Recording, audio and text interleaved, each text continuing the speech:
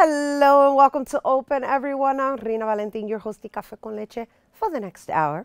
Always inviting you to get social with us online. That's right. Tweet us and follow us on Instagram at BronxNet TV and like us on Facebook at Open BronxNet Television. And of course, while you're there, don't forget to follow moi on Twitter, Instagram, FB, and Snapchat at Rina Valentin.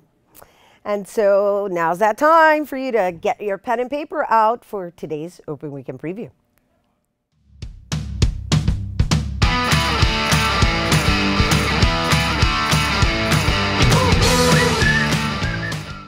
First up, the Emperor's New Clothes. Everyone knows the Hans Christian Andersen fairy tale about the weavers who give the vain emperor invisible clothing and promises him how great he looks in them. Yeah, well, in this musical adaptation by Dante Alberti and the Children's Theater Company at Lehman, children will be introduced to the woodwind trio of the oboe, clarinet, and bassoon. The musically good time is happening on Sunday, December 4th, with two performance times, one at 1 p.m., and again at 2:30 p.m., all taking place at the Whitehall Club Ballroom, located on 3333 Henry Hudson Parkway in the Bronx. And for more information, you can call 718-601-7399. Next, to check out Taino Jubilation event. Come celebrate our ancestors and learn about the Taino and African cultural history. There will be special performances, merchandise to buy, and well, a lot more. This culturally enlightening event is going to be taking place on Saturday, December 3rd, 11 a.m. to 4:30 p.m. at University Settlement Beacon, located on 420 East 12th Street in Manhattan. And for more information, visit artistsforcreativetheater.org. Also, for you to check out the HipHop Nutcracker. Yeah. Returning for the third year, this holiday hit reimagines Tchaikovsky's classic score with the use of explosive hip-hop choreography. The show brings the traditional Nutcracker story to life with an urban contemporary twist. And, well, get into the holiday spirit this Saturday, December 3rd. There's two special performances. The first is at 2 p.m. and the second at 7 p.m.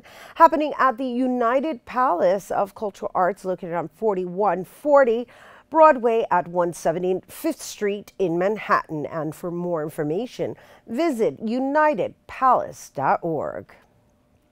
And finally, the 12th annual Sparkling the Heart of Fordham. This holiday favorite amongst Bronxites has fun and excitement for all ages. There's going to be live music, games, raffles, prizes, and of course a tree lighting ceremony that is going to signal the start of the Christmas season on Fordham, hosted by me. All this and more is happening on Friday tonight from 5 p.m. to 8 p.m. at Bryant Park, located between East Fordham Road and East Kingsbridge Road in the Bronx. And for more information, visit fordhambid.org. And there you have it. Let's get into the season, mi gente. Get out and enjoy. All right, a group of 4th and 5th grade students celebrated Puerto Rican heritage with a day of workshops and lectures. And BronxNet reporter Arlene Makoko has the story. It's Puerto Rican Heritage Month here at the New York Botanical Garden, and a group of 4th and 5th graders from over half a dozen elementary schools participated in a day of workshops and lectures meant to shed light on a culture that dates back to 3 and 2000 BC. Tanya Torres, an artist from East Harlem, led a workshop where symbols by Taino Indians who lived on the island were painted on tile. The Tainos left petroglyphs on stones and caves, and we don't know exactly what they mean, but we love them. Virginia Guzman curated this exhibition that looks further into the culture and includes food indigenous to Puerto Rico. The green plantain, we make tostones over here.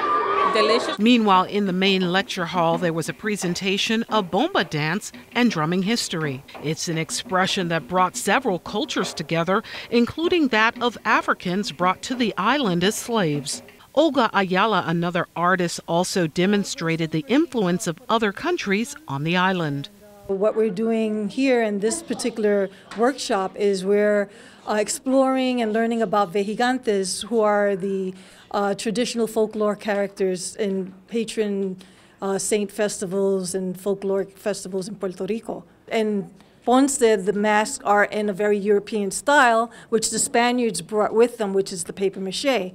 And then, of course, in Loíza, it's a very African-descendant town, and, of course, their style is more African. And speaking of history, Dr. Jacqueline Bocachita Gonzalez, who is from the Bronx and spent summers in Puerto Rico, graduated from the Bronx High School of Science, was a teacher, a principal, and is now a professor at Fordham University, talked about something she just learned about her grandfather. I found that someone had actually written a memoir about him and indicated that he had worked for their family in Puerto Rico from the governor's family. He was a chauffeur, and he used to have to pick up the children from school for the family, and the daughter of the governor writes a book titled Memoir, and in her memoir she writes that Carmelo Bocachica, with the skin as black as coal, was like sweet as chocolate and caramel, and how he tended to her and was so nice to her, and she remembered him well.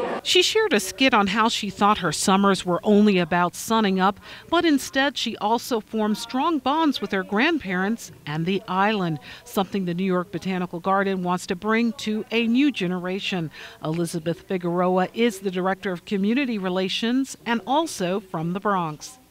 I was fortunate enough to get it in my home at an early age. My father taught me how to dance at 4. I eat everything that you can possibly think of in our Puerto Rican culture, pasteles, arroz con gandula, everything. My parents did a very good job in teaching us our culture. Keeping tradition alive is what it's all about here at the New York Botanical Gardens Puerto Rican Heritage Month event. For BronxNet, this is Arlene Makoko. And thank you for that, Arlene Makoko. We are taking a quick break, but we'll have more open after this.